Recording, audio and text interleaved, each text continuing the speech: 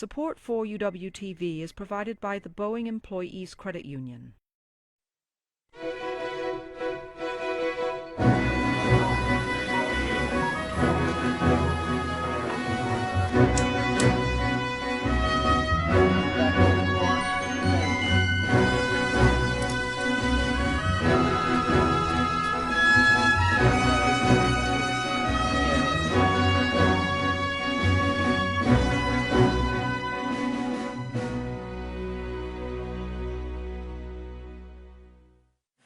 I'd like to tell you in the tradition of Grand Rounds to open up with a few clinical vignettes. These are all local. The first one is a 13-year-old girl from Connecticut who was attending a wedding in Port Orchard, and she had a brief minor viral syndrome, but subsequent to that she developed respiratory distress and she needed to be transported to Children's Hospital. At Children's Hospital, she required ECMO and ventilatory support in the ICU. She had blood cultures and sputum positive for MRSA, and her viral cultures were positive for influenza B. Unfortunately, she died despite aggressive treatment, including vancomycin, clindamycin, and intravenous immunoglobulin. The second patient is a 20-year-old college student at Western Washington University who was brought to the hospital by his roommate. He had also had a flu-like illness and subsequently developed pneumonia and became increasingly obtunded until his roommate became concerned about him and brought him in. He grew MRSA from his sputum on culture, and he died less than a week later despite getting aggressive and appropriate antibiotic therapy. The third case is a previously healthy 49-year-old man who was airlifted to Harborview from Alaska, and he was in respiratory distress. He began noting a cough and flu-like symptoms 1 week before arriving at Harborview, and on arrival he was quite unstable. He was hypotensive, tachypneic, he had a high fever, and he had blood-tinged respiratory secretions.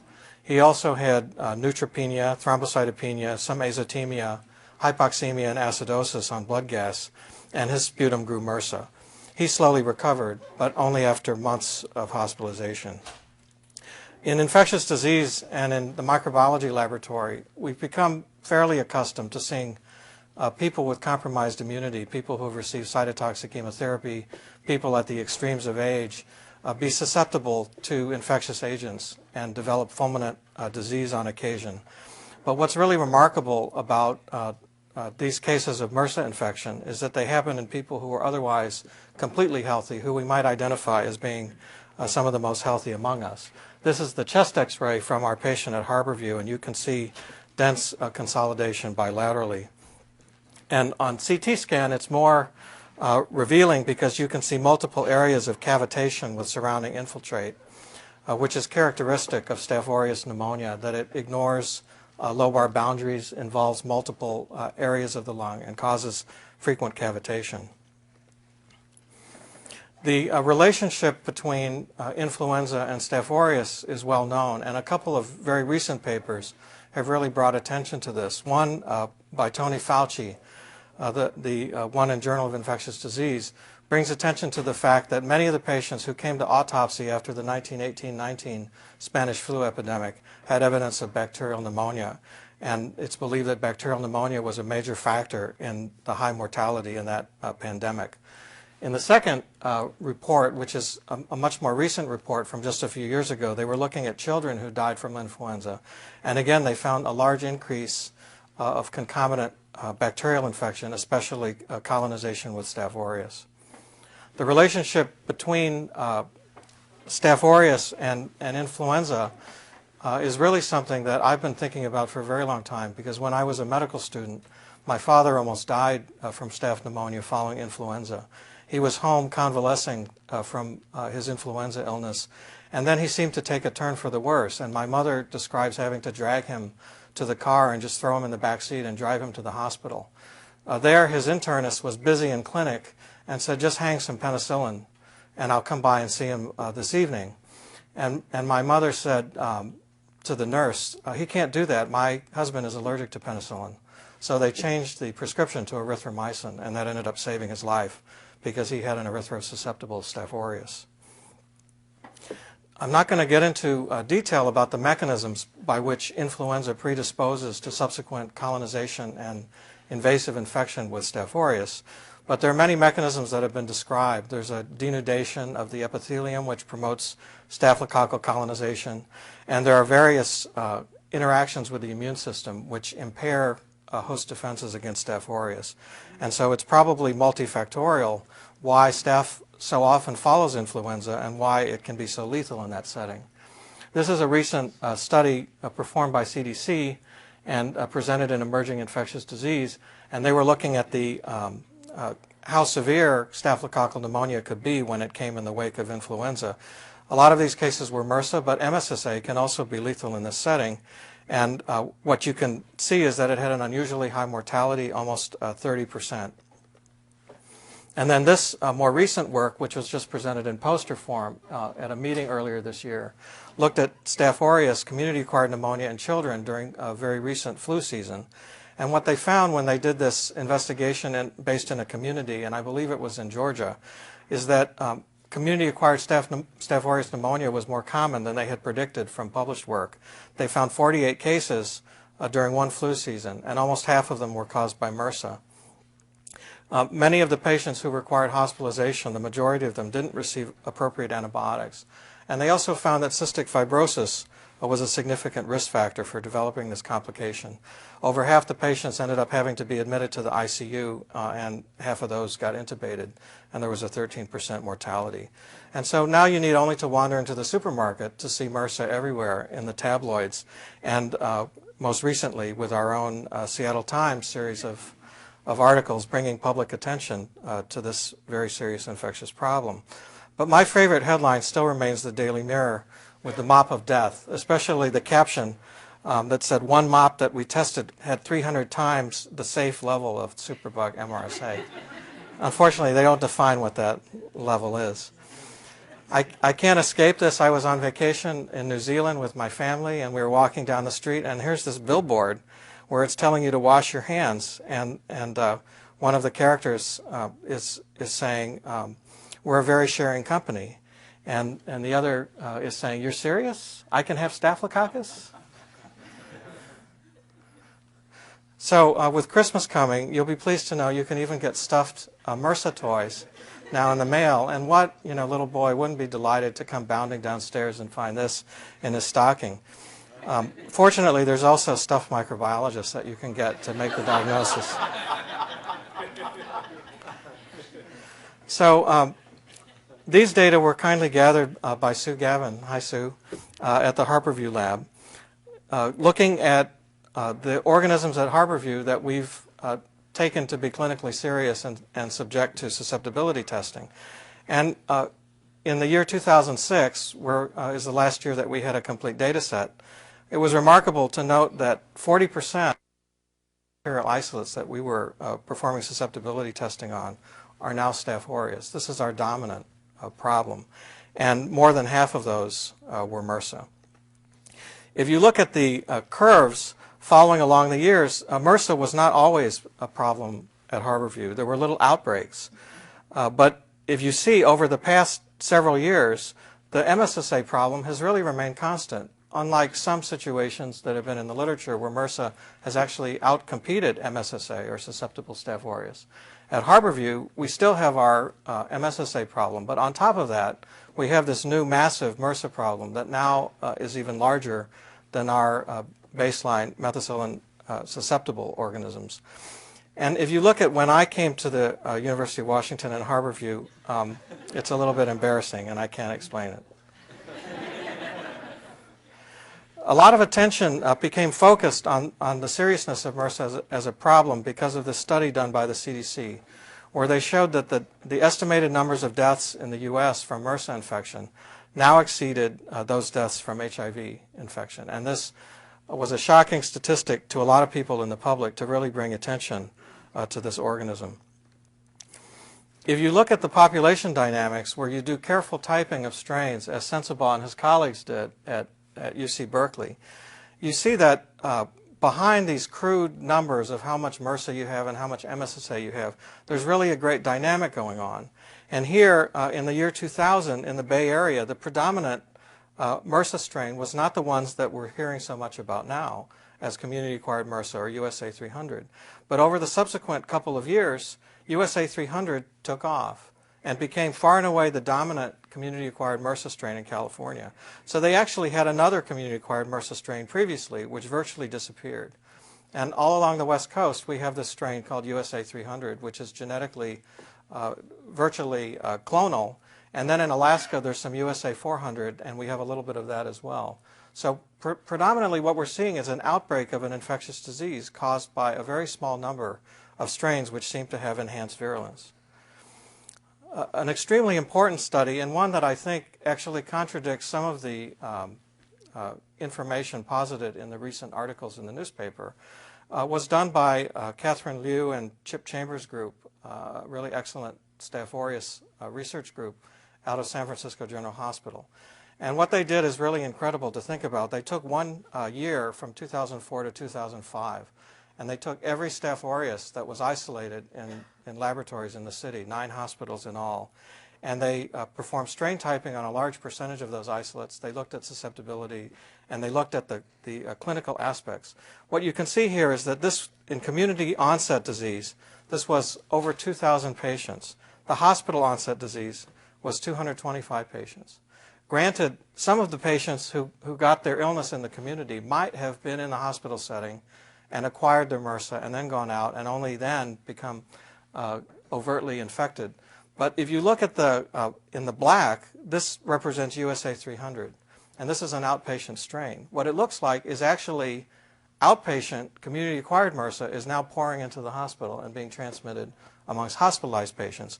When they looked at the time of onset of the MRSA infection in the hospital setting, the USA 300 infections were predominantly very early in the hospitalization and rarely afterwards. And that argues that really the patients came in colonized rather than they had lateral transmission of disease once they were in the hospital.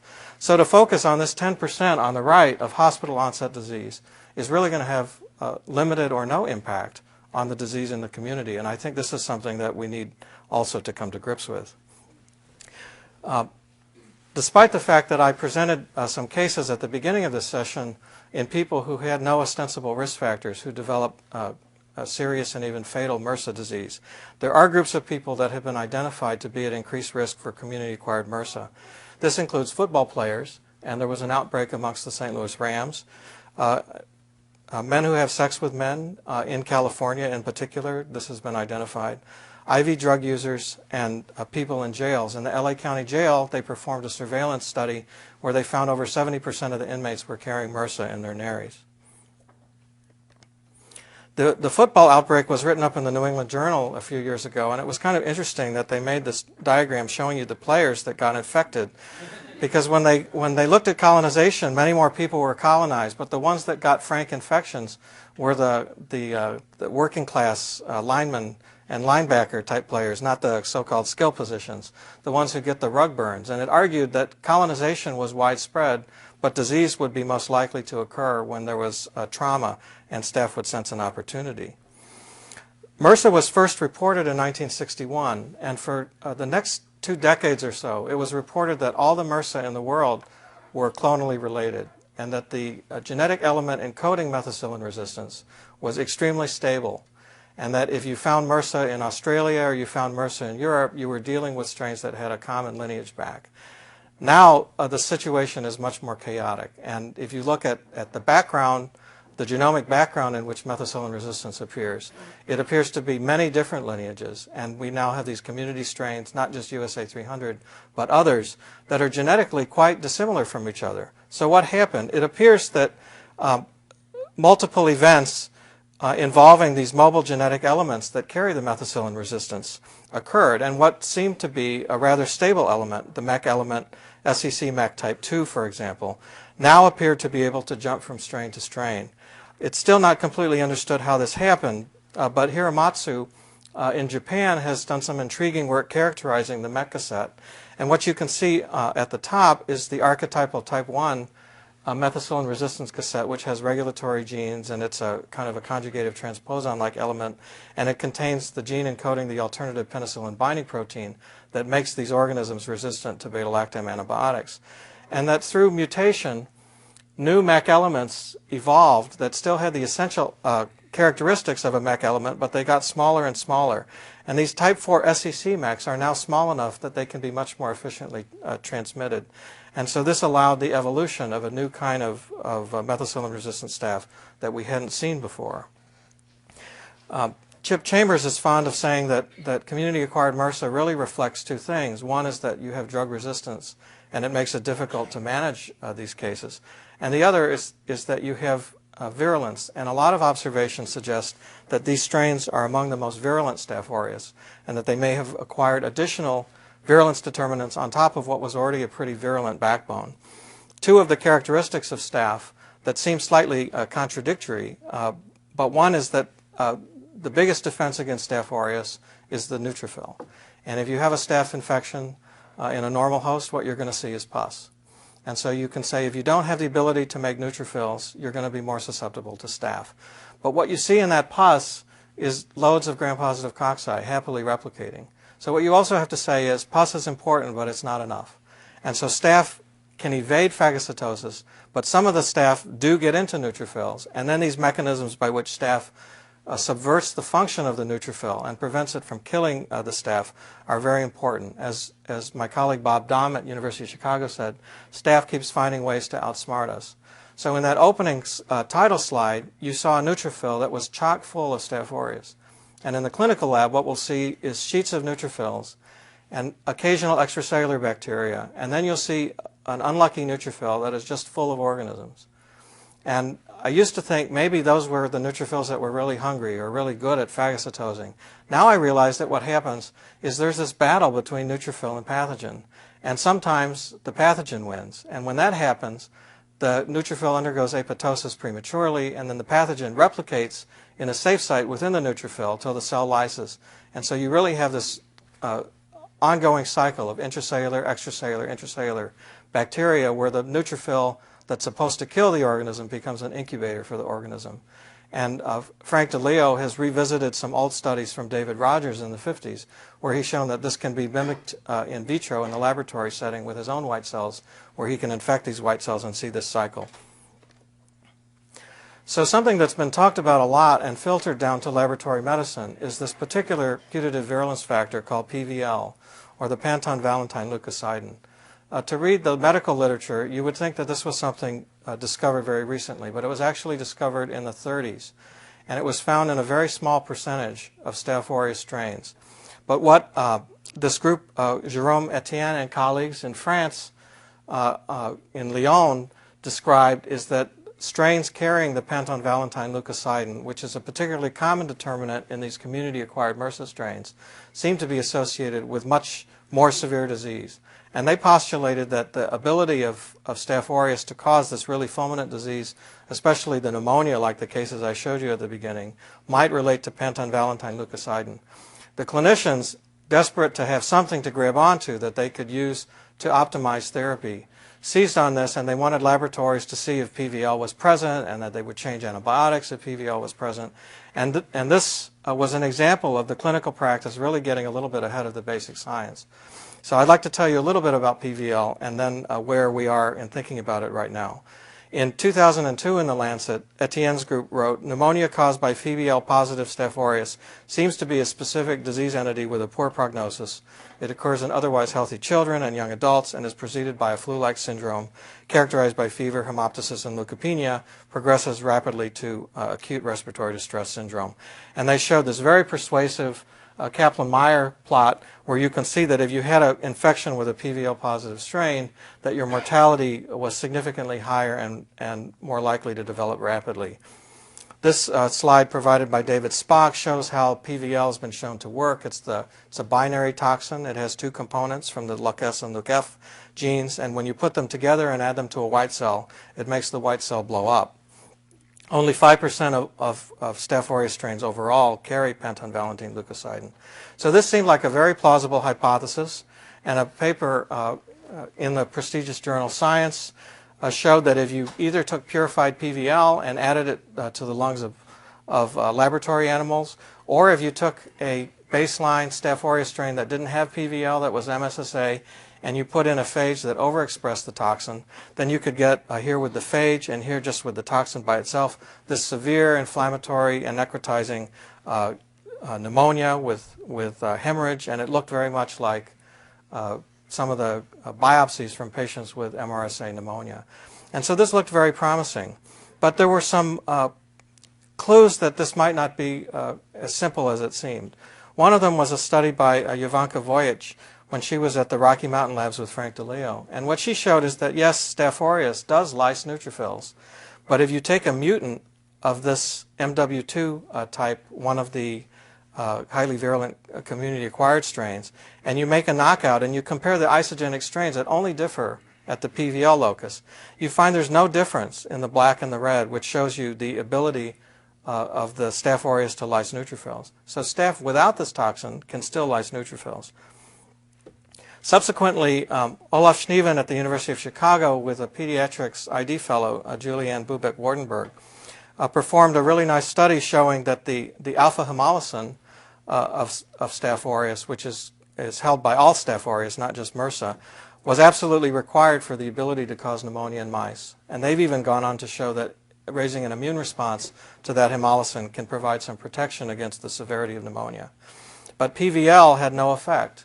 So now you have the highly virulent strain and you take away its PVL and the pneumonia in the experimental system looks the same. And the most common presentation of community-acquired MRSA infections is actually skin and soft tissue infections. And here they looked at a mouse model of skin and soft tissue infection, and they actually found that the mutant without PVL caused bigger lesions and more severe skin disease.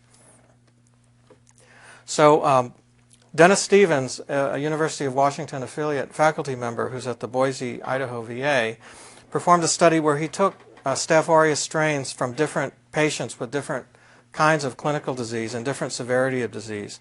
And he tried to see if there was any correlation between how much penton-valentine leukocidin they had. And what he ended up finding is the production, the amount of penton-valentine leukocidin amongst these strains did not correlate with the severity of infection. So my conclusion from all of this work is that PVL is a marker for the highly virulent strain. It's not the cause of virulence in these strains. And targeting PVL, either for diagnosis or for treatment, is likely not to be very effective because it's not really the cause of the serious illness. And as Forrest Gump would say, that's all I have to say about that. Now, there are many other virulence factors, and Francois Perdreau-Remington at UCSF has performed a study where she took a number of MRSA strains from the hospital and MRSA strains from the community and performed array studies to see if specific virulence genes were present, different kinds of toxins, superantigens, and so on. And as you can see, both the hospital and the community-acquired strains have many candidate virulence factors. An interesting group of virulence factors that Michael Otto has proposed are these so-called PSMs, or phenol-soluble modulins. There are these small peptides which all staph make, but the community-acquired strains seem to make much more. And this is, up here, this would be your neutrophil, and this is your neutrophil on phenol-soluble modulins. And you can see that these have a very potent activity in lysing white blood cells. And when they delete the locus, you can see here a cutaneous lesion with a USA 400 strain, and here the lesion is much less severe in a mouse infected with the strain lacking the phenol-soluble modulins. So instead of having the presence or absence of a virulence factor, what might differ in these more virulent strains is that they overexpress a conserved virulence factor found in other Staph aureus strains. Another interesting element is one that is next to the MEK element called ACME. And this is an element that contains the gene for an enzyme that can catabolize arginine, the amino acid. This is very interesting to me because arginine is the precursor for nitric oxide made by the body's nitric oxide synthase. And this is a very important antimicrobial mediator made by not only neutrophils but by macrophages and other host cells. And carried along with the resistance determinant is the ACME determinant that may then antagonize the ability of the host to make nitric oxide. And these are some data from Deep at UCSF showing that there is a competitive disadvantage to losing the ACME element. And we and he and Chip Chambers' group are now collaborating to try to look in some of our models to try to see what the interaction is between this element and and host defense. So I don't have any data on that right now, but I will show you some data from our lab about another aspect of nitric oxide and Staph aureus that was published a few months ago. In this case, we found a mechanism by which Staph aureus could resist the antimicrobial effects of nitric oxide made by the host. One of the interesting factoids from this talk you might carry away with is that your nose is full of the gas nitric oxide. Nitric oxide is made both chemically and enzymatically at a variety of sites in the body, and two of the places, if you want to find the most NO, is in the headspace gas of your stomach because of chemical action of acidification of dietary nitrite, and then in your nose where it's enzymatic, made by nitric oxide synthase in the cells lining, in the epithelium lining the paranasal sinuses. And what people have found is that these nitric oxide concentrations fall in patients with sinusitis. And John Lundberg at the Karolinska has shown that if you hum vigorously several times an hour, you can actually change the dynamics of your nasal passages and increase your nitric oxide concentrations in your nose and ameliorate the effects of sinus disease, although your friends will probably kill you. So these are subjects who had low levels of nitric oxide, and then they spent some time humming and got other therapy, and nitric oxide rose. And the interesting thing for me is that nitric oxide is a very broad spectrum antimicrobial agent. And yet, where do we find Staph aureus most commonly? We find it in the nose. And so Tony Richardson, a postdoc, a very talented scientist who recently finished his fellowship and went on to become a faculty member at North Carolina, he performed some studies where he showed that in Staph aureus, if you add nitric oxide, and here in blue is this little spike of nitric oxide from an NO donor, if you look in red, you can see oxygen consumption. There's just a tiny little hitch in oxygen consumption while the NO concentration is high, and then the staph metabolizes it, and the respiration continues, and oxygen is completely consumed.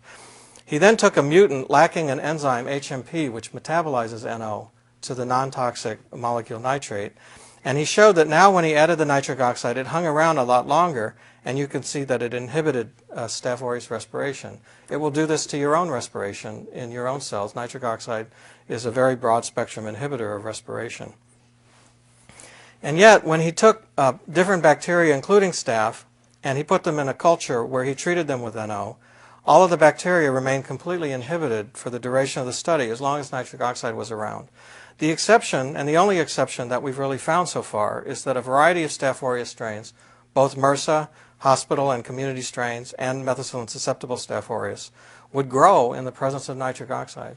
This seemed remarkable and raised the possibility that this resistance to NO might help to explain why staph can grow in an environment like the nose, which is hostile to other microbial life. Bacillus appears to be killed, but this was actually sporulation. When he looked at doubling time as a more useful measurement of growth, you can see that where the nitric oxide is added, that everybody is stopped in their tracks. But what distinguishes Staph aureus is it thinks about it for a few minutes, and then it starts growing again at a different rate, about half the rate that it was dividing at before. And this suggested to Tony that maybe Staph aureus, under the pressure of nitric oxide, was entering into a distinct metabolic state. And he entered into some studies to analyze this. One of the things he did was he performed transcriptional microarray studies and looked at the genes in Staph aureus that were turned on by nitrosative stress. This was performed in collaboration with Paul Dunman at the University of Nebraska. And you can see that iron acquisition genes were turned on, and also genes that are known to be involved in hypoxic fermentative metabolism. And Tony decided to pursue this lead to see if a different kind of metabolism was allowing staph to escape. And this very complicated slide is basically showing, stacked on top of each other, the different acids which are produced from fermentation by Staph aureus. And here we have wild type, and then we have a progression of strains that are mutated to be missing the enzyme for L-lactate dehydrogenase. And in each column, you can see the effects of whether oxygen is present and whether nitric oxide is added. And to summarize the data for you, I can tell you that under aerobic conditions, you see primarily acetate. Under anaerobic conditions, you see staph pour out a mixture of different acids. But when nitric oxide is added to the mix, whether it's aerobically or anaerobically, you start to see this monotonous pattern of L-lactate predominantly and a little bit of D-lactate fermentation. And interestingly, one of the lactate dehydrogenases, one that is uniquely induced by nitrosative stress, is co-regulated with the flavohemoglobin that detoxifies the NO. This suggested to us that this might actually be a cassette for both detoxifying and bypassing the actions of nitric oxide. Now, why would you need lactate dehydrogenase to bypass the actions of nitric oxide?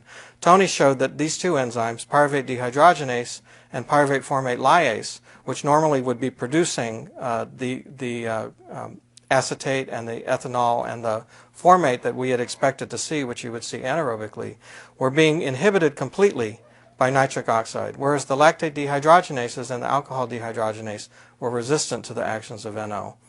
Why is it so important to be able to make L-lactate? Well, it's not the lactate you need. The cell just disposes of that and pours it out. But you need someplace to accept electrons so that you can maintain your NAD. The NAD-NADH ratio is vitally important as redox balance for the metabolism of the cell.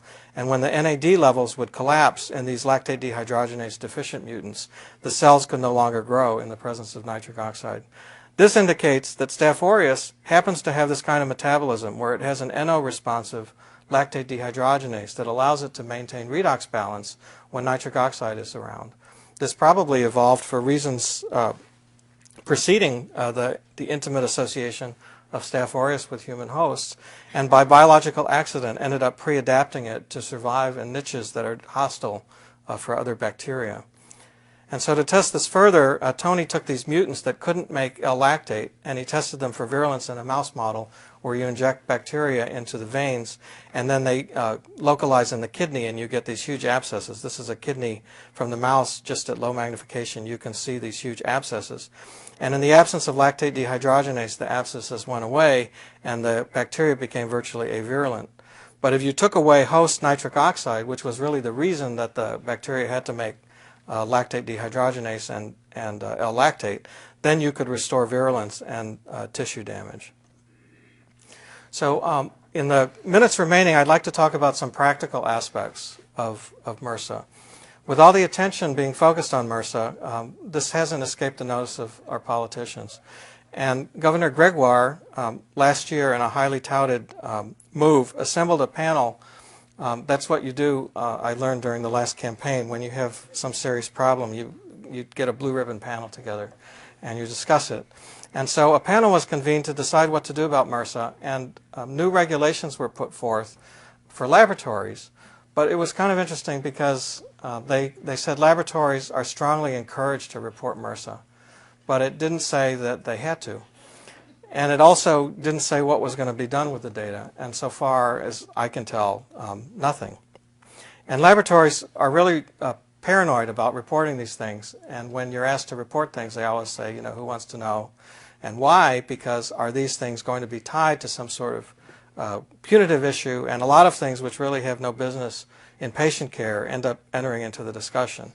And so since that time, there's been a tremendous amount of discussion about what should we be doing about our MRSA problem.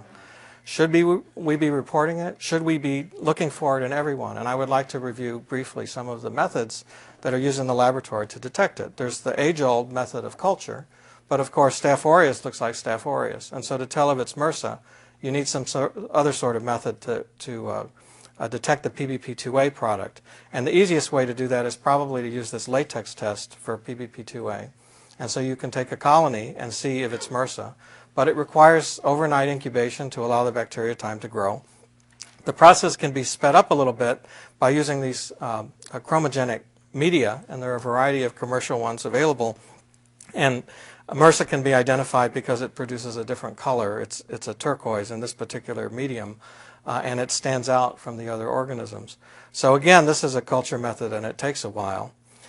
So people are impatient about MRSA because if you're admitting somebody to a hospital and you're going to make a decision about what bed to put them in, you don't want to have them sitting around for 24 hours for the bacteria to grow. And so molecular methods have shown promise in this area. And this is one commercial platform, the GeneXpert platform, for molecular detection. The disadvantage of this is it's very expensive, but the advantage of it is very rapid. Another disadvantage is the molecular target is not really the gene that is responsible for the methicillin-resistant phenotype. The methicillin resistance gene can also be found in other staphylococci that are not Staph aureus, that are not particularly virulent. So if you just looked for the MEK-A gene in the nares of patients on a molecular level, you would find all of this coagulase negative staphylococci, and you would be mistakenly calling them MRSA.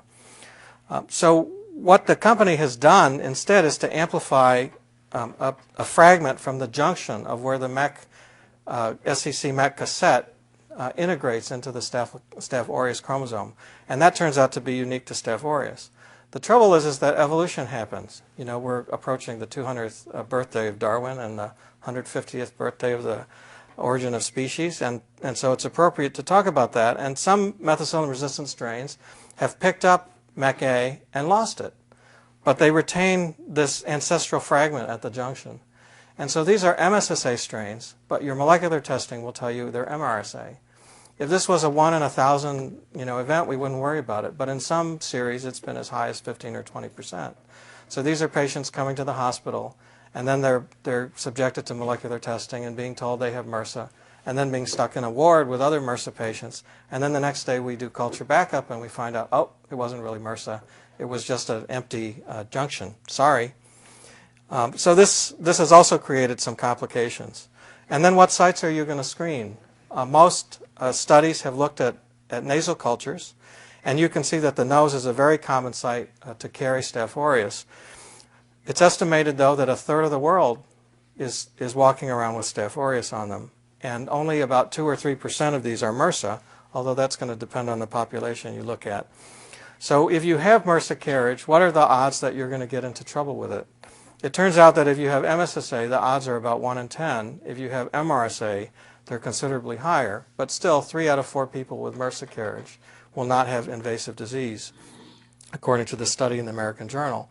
And some of the community-acquired strains seem to be more promiscuous in the sites that they colonize. So you're more likely to find them in the armpits or maybe in the groin and not necessarily in the nose. And if you're talking about $40 or $50 a pop for a molecular test to detect MRSA, and now you want to look at 3 or 4 different sites on people that are coming in, you can see that this can start to run into real money. The big question then is, if you do embark on a screening protocol, and this says the patient in the next bed is highly infectious. Thank God for these curtains. What are you going to do with the information? You know, at a lot of places, what you're going to try to do is to cohort those patients and to segregate the ones that have MRSA from the ones that don't.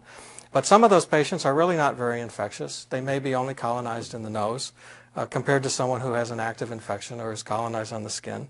And then you have to have the beds to be able to surge these patients to. And this is a big issue at Harborview. And then can you do anything to decolonize the patient? There is a regimen, this is a paper from Toronto studying this regimen, which is reasonably effective. But you know, if we get colonized with the meningococcus in the setting of an outbreak, we take 1 pill and the meningococcus is reliably eradicated. We don't have that for MRSA. So if you have MRSA and your physician decides that you want to try to eradicate colonization, you have to be scrubbed down from head to toe with a disinfectant, chlorhexidine gluconate. Then you have to squirt this kind of slightly nasty pseudomonic acid, mupirocin, into your nares twice a day for at least 5 days to a week. And then you have to take a combination of antibiotics, which very frequently give GI side effects and interact with other drugs, doxycycline and rifampin. And you have to take it for a week. And this is fairly effective, but it's not as effective as, say, meningococcal prophylaxis. And then the relapse rate is pretty considerable. So if you follow these patients at 6 to 8 months after you decolonize them, many of them have become colonized again. So we don't have a really simple, inexpensive, reliably effective method of decolonization. So a major debate is going on, and this is a debate that not only involves physicians, but it involves the community, and it involves politicians, and it involves the media. And this has, I think, polarized people a little bit about what should be done about MRSA. And at the most recent IDSA-ICIC meeting, it was a hot topic of discussion, but there was a lot of disagreement. There were even point-counterpoint debate sessions about universal screening for MRSA. People would cite this study from Evanston, where the 3 Northwestern University hospitals underwent an intervention, which was to do universal molecular screening.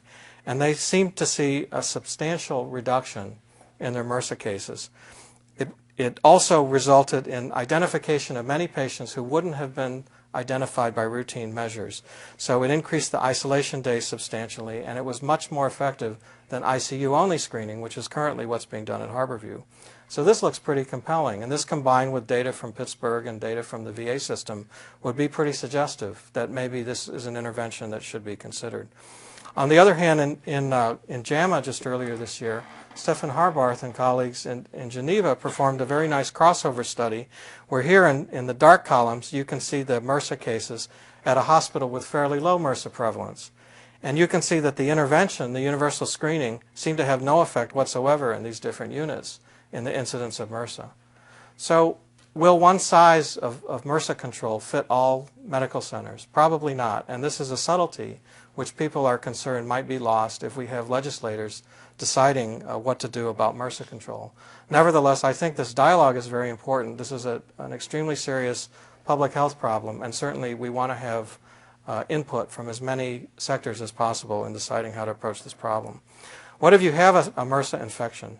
The vast majority of them are skin infections. In San Francisco, they really recognize these clinically when someone walks in the door, and they don't even need a culture. And this is a typical community-acquired MRSA soft tissue infection where you see this large indurated boil. It's very painful, and it will point, and then it will be draining pus. At UCSF, they performed a really wonderful study. My former medical school classmate, Hobart Harris, who's a surgeon there, and Chip Chambers, teamed up in surgical clinic where they incised and drained all of these abscesses. And they actually treated some with placebo as their antibiotic. They treated some with trimethoprim sulfa in other series, which is an active antibiotic. They treated some with Keflex, which surgeons love. And I used to say when I was practicing ID regularly that cephalexin was useful to see in the chart because it was a sign of a poorly educated physician. But that was too harsh, because what I think motivates a lot of physicians to use Keflex for staff is that these infections get better anyway. And Keflex has a very safe profile. It's very well tolerated. I've never had a patient complain about Keflex. And look, the rate of response to Keflex and placebo was really good. It was really just as good as the antibiotics that worked. And this indicates that proper surgical management of these soft tissue infections is paramount, and that antibiotics play a minor, if any, role.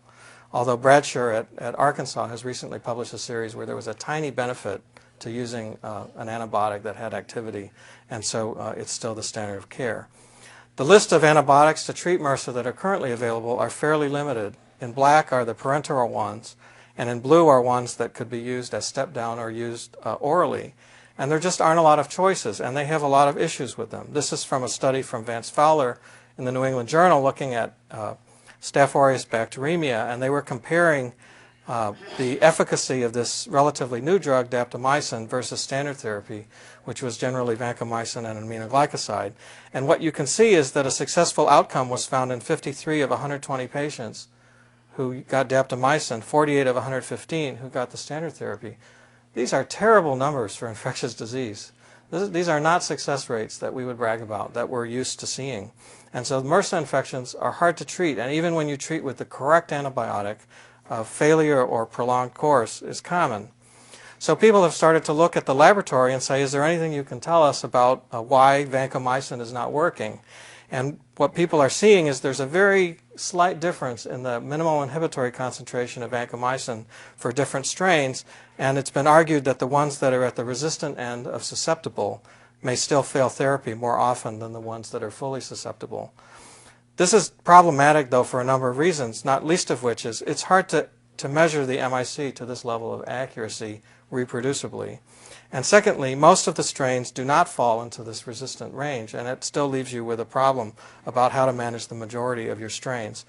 Thirdly, if you look at the different methods used to measure the MIC to vancomycin, you see in the different colors, without even looking at which test is involved, that the proportion of strains in these different categories depends on the method that you use. And the reference method is actually not the one that everybody's using. So it's a very confusing area, but it's one in which clinicians are increasingly clamoring for.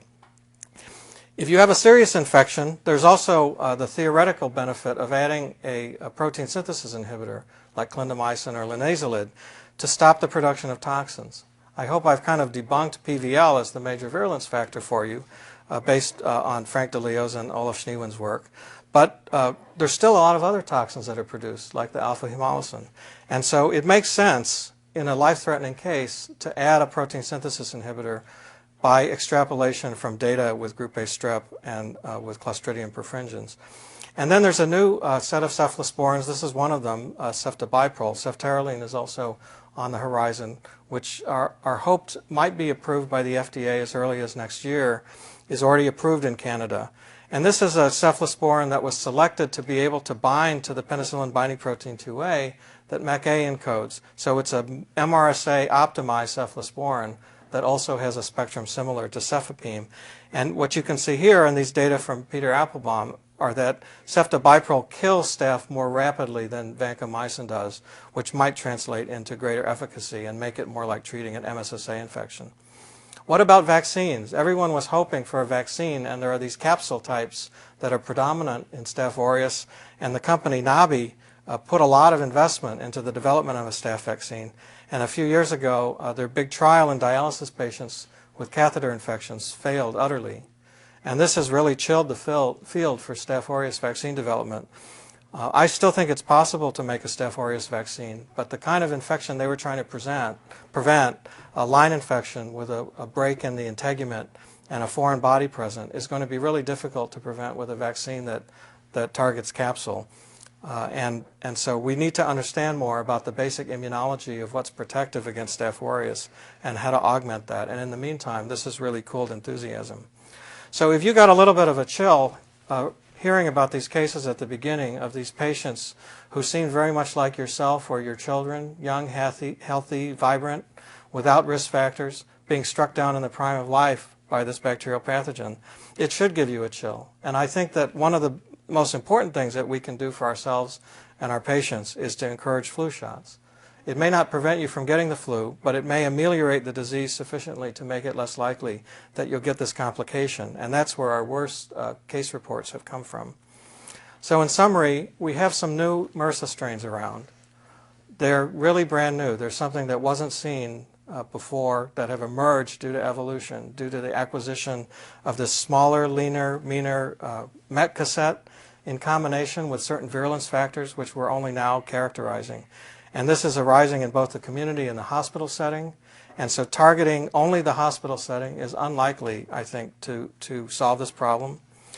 What are we going to do about control? Well, still we have to pay careful attention to hygiene.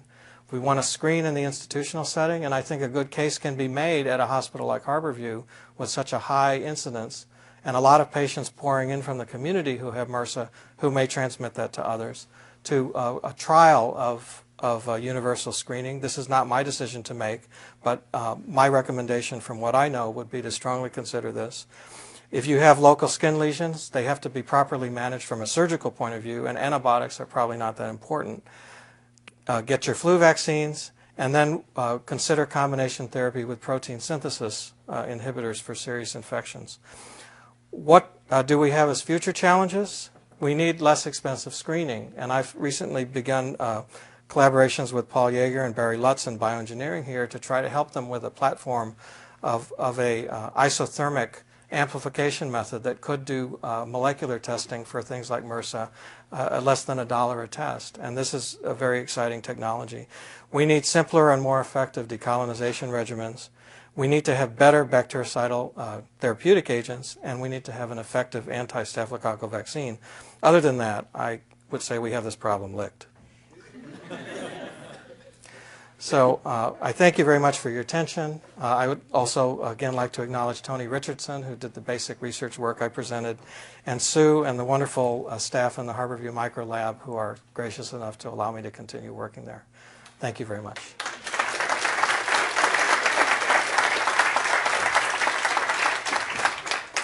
I'd love to take questions, Ferric, if you'll just repeat the question for TV land.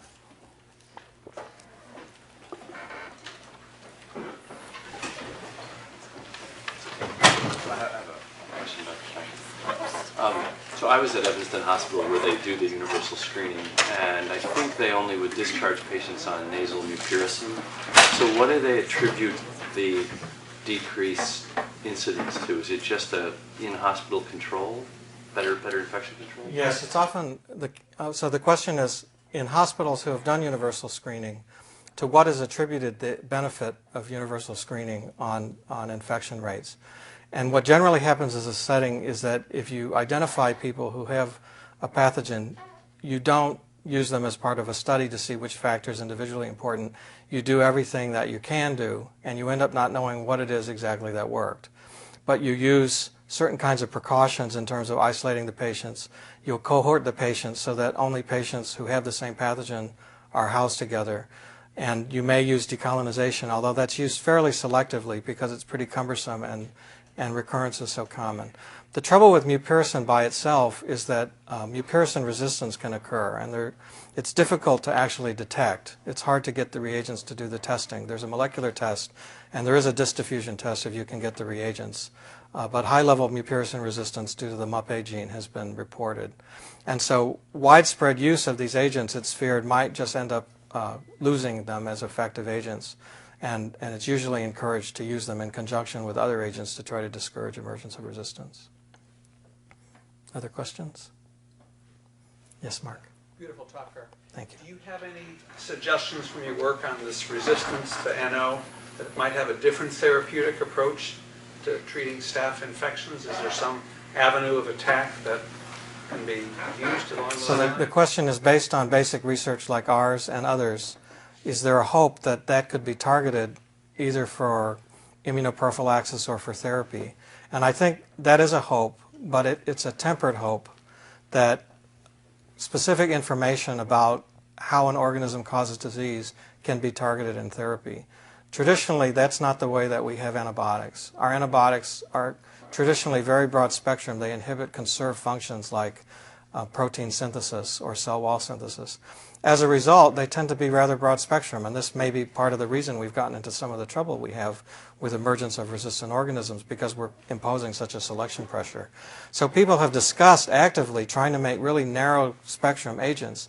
If you could inhibit lactate dehydrogenases, for example, in Staph aureus, then the organism shouldn't be able to colonize the nose, and you might be able to get rid of it as a decolonization strategy. And we've also shown it's required for virulence. So the organism then might be naturally killed off by host defenses. But it turns out that the pharmacoeconomics of developing a drug make it almost prohibitive to invest all that on a narrow spectrum agent that is going to have a very selected target population. Maybe the exception to that is MRSA, because we have 2 billion people in the world with MSSA, and 2 or 3% of them are actually MRSA. So there are companies looking at novel agents, novel strategies at decolonization and therapy. And I think it's very important to try to keep an open mind about how that's going to work. We also think that because the LDH1 cassette is unique to Staph aureus, that this would be a potentially useful target for molecular testing to selectively identify Staph aureus versus coag-negative staph. Now if you had a multiplex test that looked both for the MEK-A gene and LDH1, it would really tell you have a MRSA as opposed to a Staph epidermidis.